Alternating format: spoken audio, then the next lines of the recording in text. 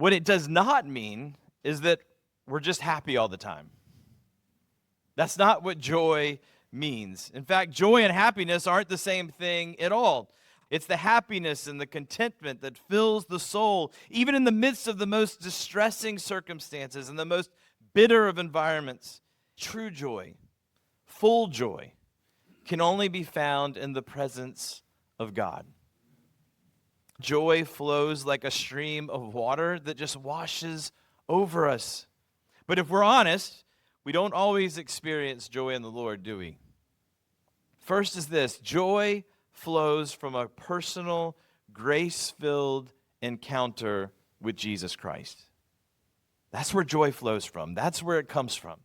That's where it always begins. There's no other place. There's no other way. Joy, therefore, is the personal experience of God's gracious act in a person's life.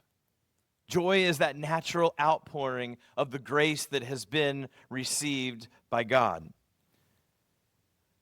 And Jesus is God's ultimate gracious work in this world.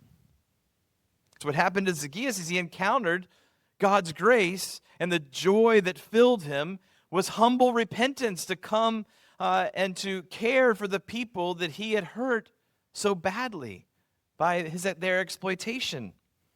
Which brings us to one of the barriers in our lives to experiencing the fullness of God's joy in Jesus.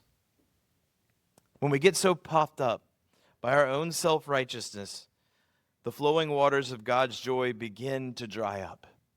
For the Son of Man came to seek and save the lost.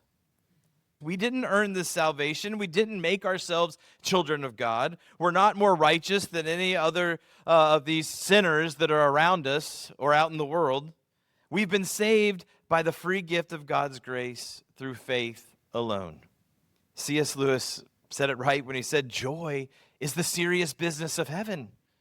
It is by joy that you were created, and it is for joy that you've been redeemed by his grace, and it is for joy that you are ultimately destined.